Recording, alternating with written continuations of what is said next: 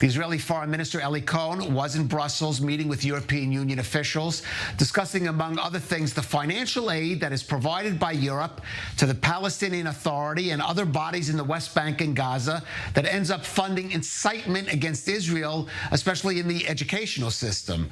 Minister Cohen tweeted after his meeting, "I started my visit to the EU, meeting with the Commissioner, Oliver Veheli.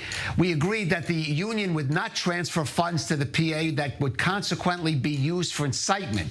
I explained that we are not opposed to humanitarian aid, but that we will not allow money to go indirectly to factors that encourage incitement and terrorism." And Emmanuel, this is an issue that Israel has raised repeatedly, with some limited success over the years.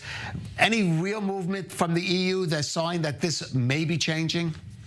Look, for example, I think the fact, for example, recently for Israel's independence, the president of the European Commission, Ursula von der Leyen, recorded, a message for Israelis congratulating Israel for its 75th Independence Day. It seems to show that there's some goodwill from the European Union towards Israel.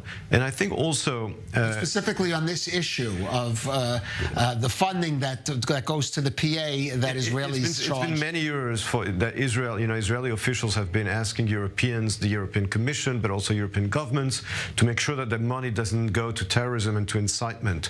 And I think that we have to keep repeating it, and we have to make sure. I think the fact that Eli Cohen, the foreign minister, had top-level meetings in Brussels goes to show that at least the Europeans today are willing to listen to it. We have to put pressure on Europe to make sure that the money is only going to humanitarian targets and not to incitement and to terror. And I think that he did the right thing. We have to keep trying, and we have to keep working on it. I think that today the Europeans are more willing to listen to it because we have more common interests today as we did in the past with the war in the Ukraine. Europe is in demand of Israeli military technology and also of Israeli energy. So I think they're more open to Israeli claims when it comes to their funding in the PA. And that puts in the bigger question of today's events is what is the Palestinian policy of this government, Grisha, because it has to deal both in its attitude, how it's going to move to Hamas, and also relate, for example, to the Palestinian Authority in the West Bank. Let's not forget another shooting today, even multiple shootings in the West Bank. Well, another event that serves Hamas narrative to empower their narrative that says in Arabic, very simple, muqawama, it means resistance. So they are in Gaza, safe, monitoring the events from their chairs, flying all over to Iran, to Lebanon, to Syria, making new connections, new ties, and making or forcing on Abu Mazen to deal with the mess that they actually created in his yard.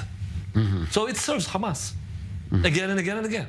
Mm-hmm. They are masters of doing those things. Mm-hmm.